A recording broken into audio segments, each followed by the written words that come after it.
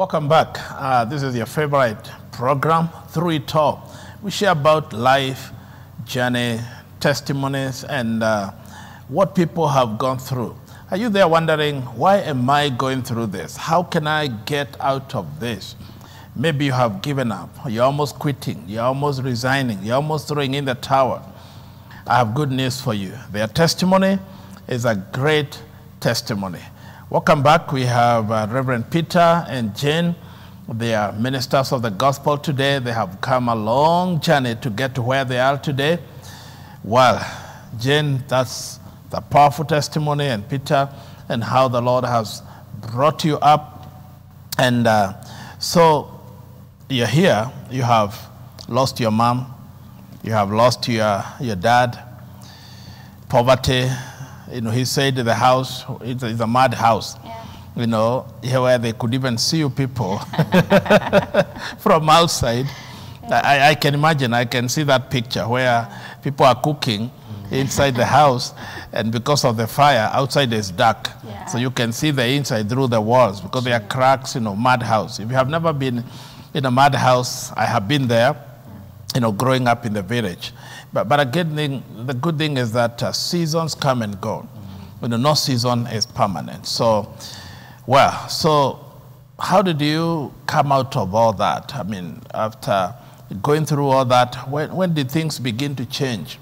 That now you can say, well, after we have gone through poverty, lack, and no parents, the other family members have forsaken us. How did you turn around? How did things begin to change, Jane? Yeah, now, in class 5, it was during this Christmas season, and we had nothing to partake. Wow. So I decided. Christmas? Yes. And there's nothing at home. Nothing for at food. home, yes. Wow. So I decided to, I heard my mama saying that we have cousins in town, in Nyahururu town. So I decided to walk for 14 kilometers through the forest to go to visit my cousin. Maybe she could have given us something to take. 14 kilometers. Alone? Alone. Wow. So I put some few clothes in a yellow paper bag by then. I can see the yellow paper bag. Yeah, on my shoulder, walking through the bushes, through the forest, through Riverside to town, through Jericho to town. Yeah. Okay. So fortunately, I met my neighbor who was building somewhere across the town. And he saw me walking, and then he called, Jane, where are you going? I told him, I'm going to Riverside. Riverside that I'm just hearing about it, but I have never been there. Wow. So he told me, because it was around noon, that we normally go to Riverside for lunch. They were around Corsite. Those people are watching from Nyahururu. So he carried me with his bike through Corsite to Riverside. Not a motorbike, yes, but a bicycle. Through bicycle. And then he showed me that when you cross the river, that is Riverside over there. Wow. I went to Riverside now asking the house of Mama Kingori. Mama Kingori is my cousin. You can now imagine. Wow. A girl from the village. But from Kitambo, I always have confidence in me. Always. You are bold. Yes, I'm always bold. So I went to my cousin's house. When I crossed the river, I asked some people who are fetching water, do you know Mama Kingori? They told me yes. Wow. They told me, just go up, you'll see a certain building, then ask Mama Kingori. They will show you where she stays. So I went to her house. She was not there. She was in the bedroom. Now you can imagine her house is here. The pros that have houses here, but they have a common bedroom and a toilet near the gate. All the way. All the way. Yeah. So I waited for her, and then when she saw me, she was like, Jane, Moka now. I told, I have come around through the forest. I can see the shock. Yeah. How did you get here? Yeah. Yeah. She told me, welcome to the house. I'm preparing to go to work. She was working in Cyrus Lodge, which is lodging, restaurant and bar. And she was always in night shift. Wow. So she told me, I'm going to left you here with her children. The firstborn was in class 2, and the other one was in baby class. When she was coming from the work the following day, she met that I have cleaned the house, the utensils, the clothes, and then she was like, this young girl, she can do this much. I had removed the cobwebs. Then she's like... at night or the following day? The following day now, when she was coming at around 11. Okay. And she felt the heart of mercy. Then she said, she have a bright future. If I can go to the primary where she is and take a transfer for her to come and study with my children in town, in Riverside Primary School. A miracle is happening. A miracle is happening. I was just praying. I was a prayerful girl. Wow. I fasted. And then when she went to Huhoine, the headmaster told her that, by the way, onaya di maigataga todo dira maigata makore humushi. Even I don't send them home. Yeah, because there's even nobody to pay their school fees. The school fees. Yeah. So may God bless you. So my sister now was left with my brother. We did a good shopping for them. And then my cousin now took me to her house. Wow. I went to Riverside Primary School, where I did my class. So this boldness opened the door for you to go and live with my cousin. Your cousin. And she bought me nice shoes, but they were very heavy for me. When I was going to my cousin's house. Did you have shoes when you were going to her house? No. You had no shoes? I had, and my leg was big. 14 kilometers. Yes. Now, the miracle was, when I went to my cousin's house, my leg was almost 40, number 40. And now, my leg is now 38. It came back to normal. Okay. So, I was just going when I'm... And then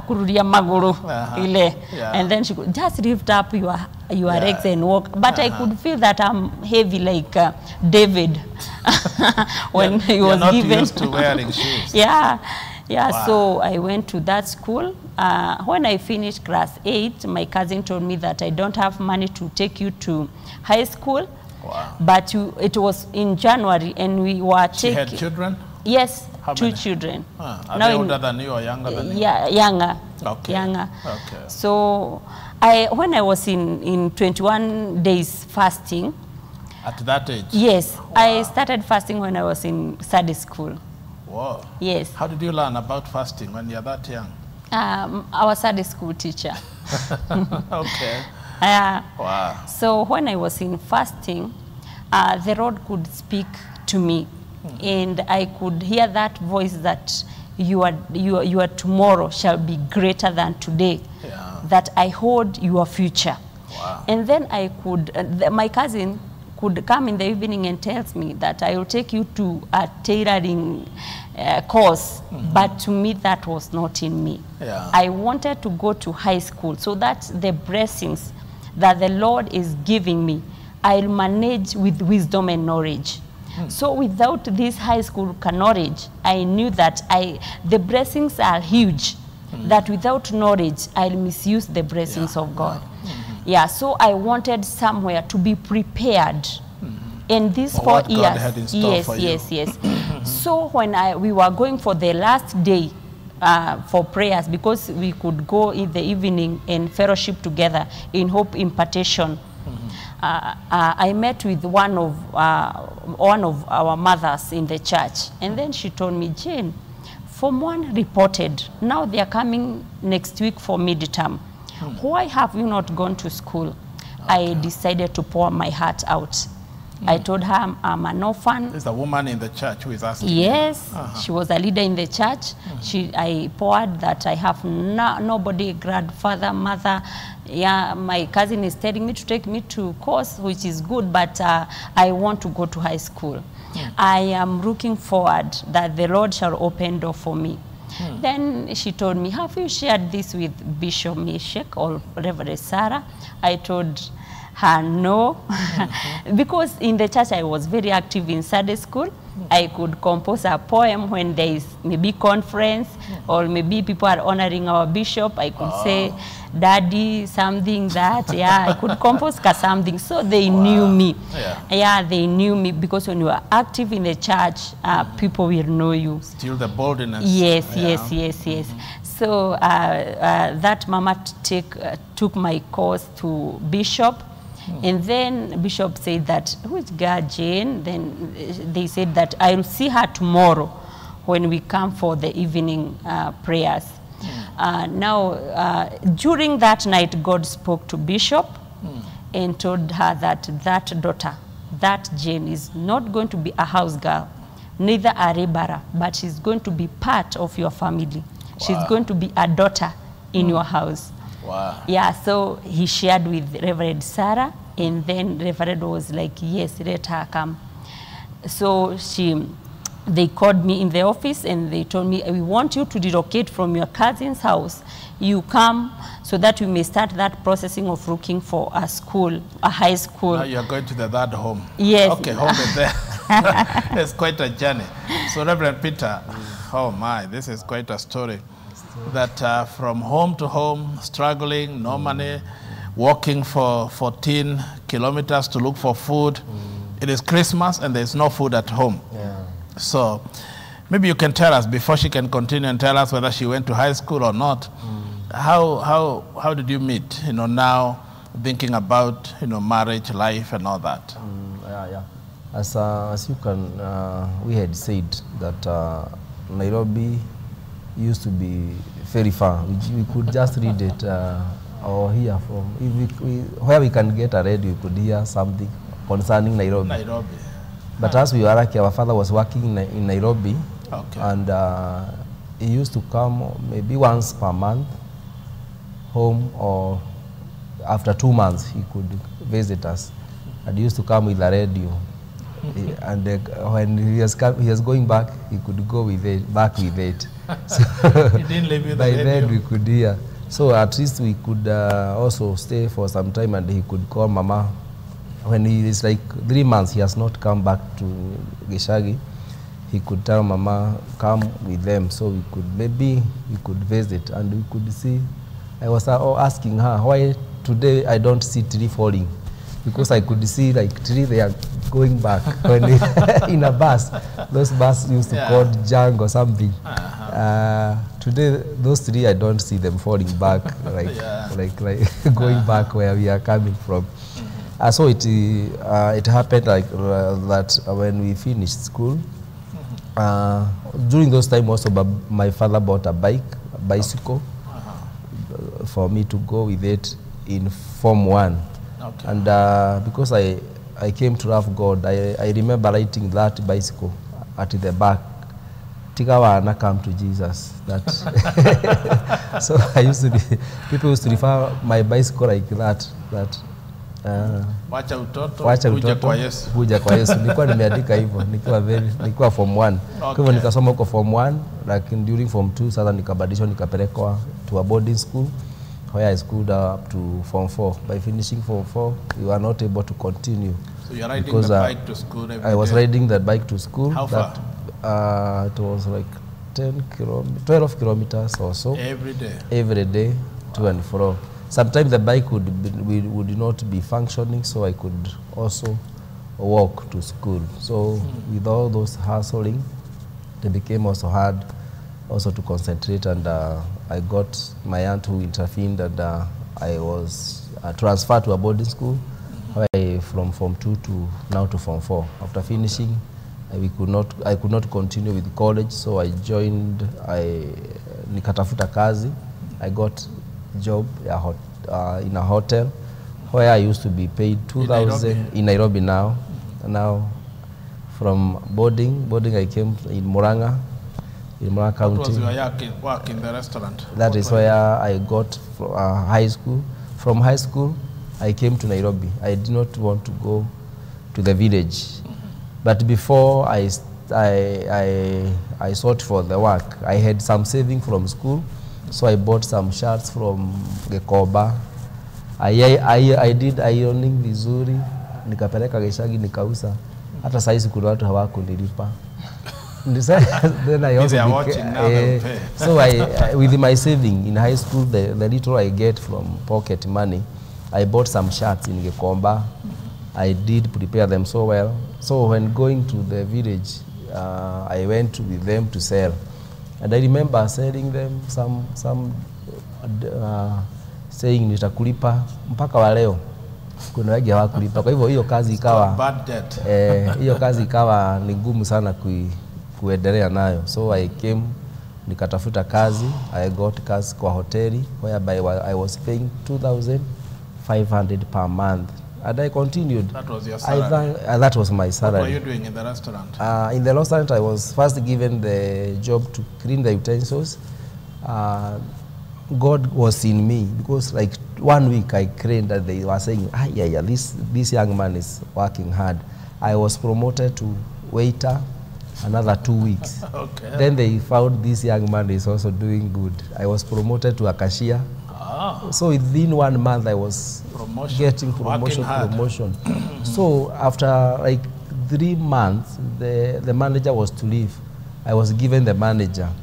Now a good salary, overseeing the business, and the manager used to get his own house. That's quick promotion. So I was given a house.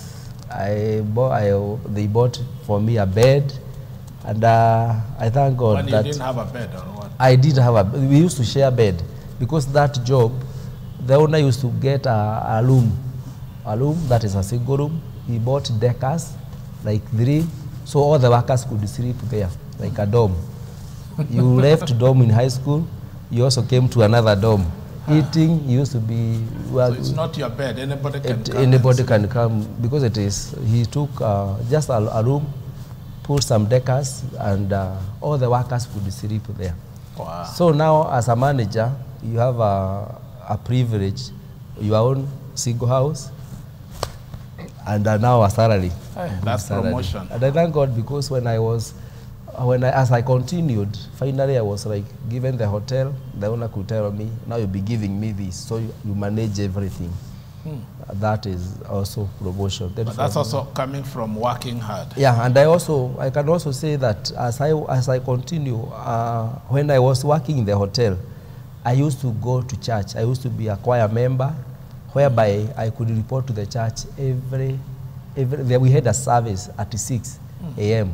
and I used to be among those people who were there in the church. Because on Sunday I told my boss that because I have to go to the church, we need to adjust the time to open this business. And we used to open the business at 9, so I go to church by 6, but 9. 6 in the morning. I am back. Young people, are you listening? 6 in the morning, a young man in the church. Yeah, and used to pray. I could go to Kesha every Wednesday. And Friday.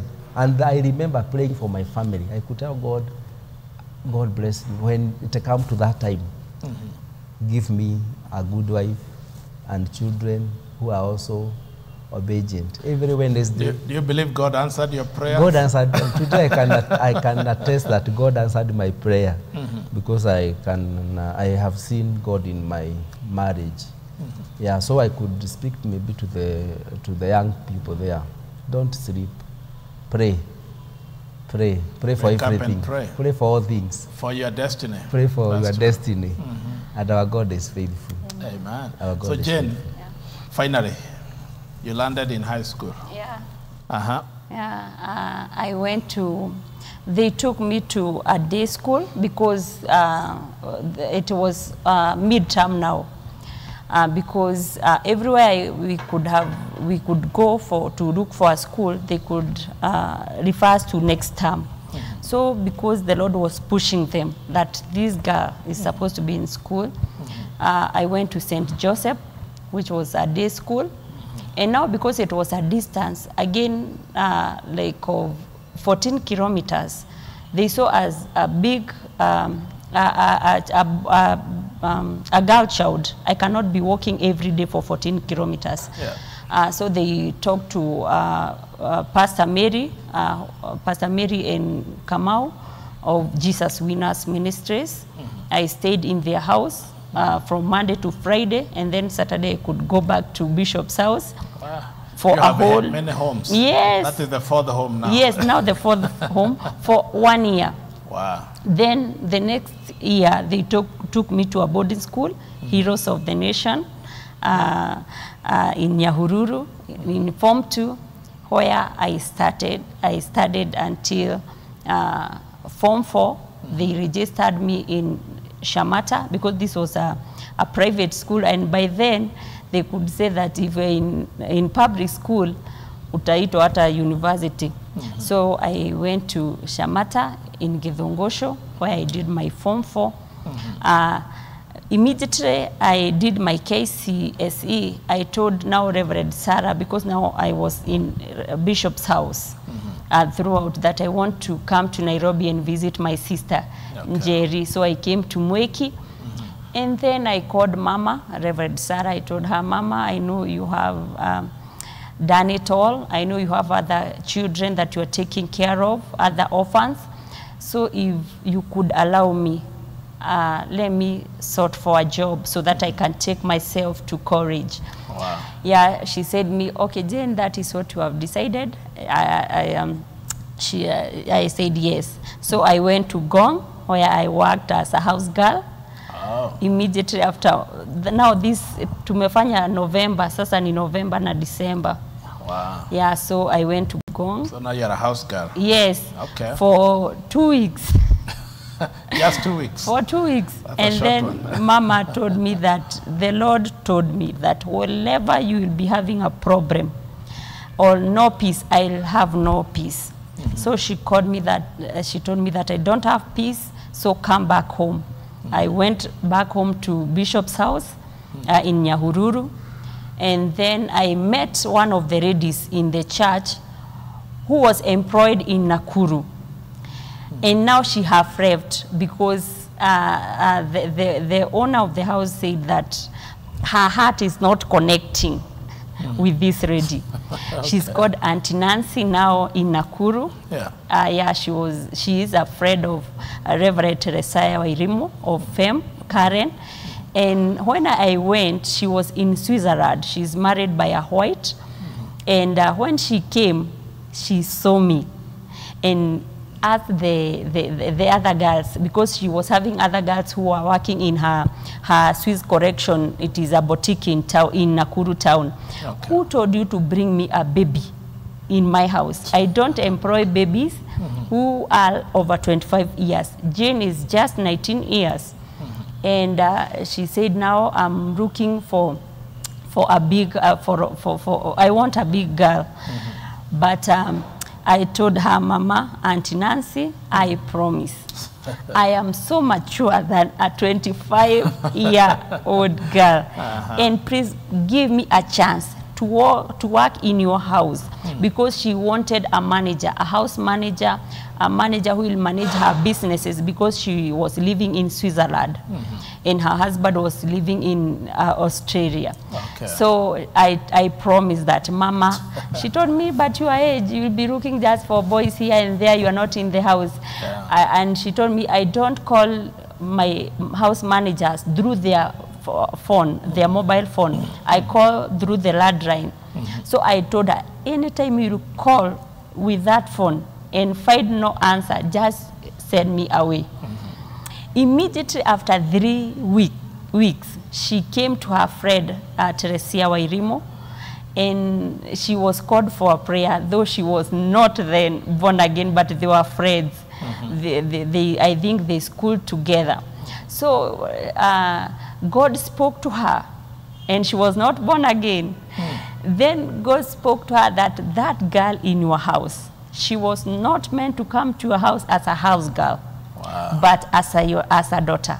Wow. So go back and do what is necessary. Wow. She came back from FEM, and then she told me, Jane, what would you like to be?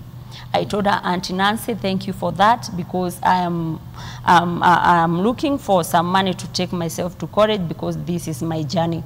Then she told me, go to Nakuru, look for a school or a college where you want to study, then come back and tell me this is what I have found. Wow. I went, I looked for like 10 schools and colleges. Then she told me, I led, and then she told me, Shokera, how do you want Mount Kenya University? Nike Mareda, what do they want in Mount Kenya University? I told them the requirement. She told me, go now to Mount Kenya University, take the fee structure, and whatever requirement, come and tell me what they want. So I came, she gave me money. She told me, Jane, go buy a file. I don't follow people up. If you're faithful, I'll be giving you cash money. You go deposit in the bank. This file, I'll be just taking you this file. I'll never ask you any question. So I went to the bank. I paid my school fees. So now you are admitted at Mount Kenya University. What are you going to study? Nakuru campus. I wanted to study counseling psychology, but she told me, do IT. My whole house do IT, like the husband in Australia and the sons in US. So she told me, do IT, because after you finish, I'll take you to Britain. You go work with my family. Wow. Yeah, so I joined MKU first year, second year. Now came Peter. Now came Peter. That's a story for another day. Unfortunately, our time is up. But I want to say what a captivating story from these two people that are seated here, you know, Reverend Peter and Jane. What is your parting shot? If you can look at that camera, somebody who has lost hope, somebody who is wondering, nitatokea wapi ama nitatokelezea wapi, life is tough, it's difficult, and somebody is almost giving up. And through what you have gone through, you can, as we close, you can say a word to them, a word of encouragement. Let's start with Peter. Thank you, our viewers, and thank you, Bishop, for hosting us here. What I can say is that there is hope, even for a tree that has been cut. Job said that, and for me, I can attest that there is a God in heaven who hears our prayer whenever we pray. And don't lose heart. Don't allow yourself to be hopeless. Focus. Just be focused. Work hard where you can. And trust also in God. I remember one time God spoke to me during those days when I was very young. I will tell you when I get a chance to come back here, that those people who trust upon men, they are cursed. That is also what he told to Jeremiah. But blessed is those people, or that man, who trust upon God. So I can tell somebody there, trust upon the Lord, and for sure, you never be ashamed. Thank you. You'll never be ashamed if you trust in the Lord. Jane, your closing word. Yeah, thank you. Thank you, Bishop, for that. I thank God, and I want to tell you today, our viewers, maybe today you're passing through difficult time, you're passing through darkness, but there is hope. The Lord holds your future, and it will be brighter than today. Trust in the Lord. Don't ignore that orphan or that widow, because their life is in the hands of the Lord. May God bless you. Bye-bye. Thank you. Wonderful. Well, there is hope. That's what Jane says, and indeed I say the same. There is hope for you. That's why we bring this program. It is called Through It All. People that have gone through it all, pain, times of desperation, and I pray that the program today has been a blessing to you, touching your life and bringing change and transformation in your life. Until we see you next time, God bless you and continue holding on to hope. Thank you.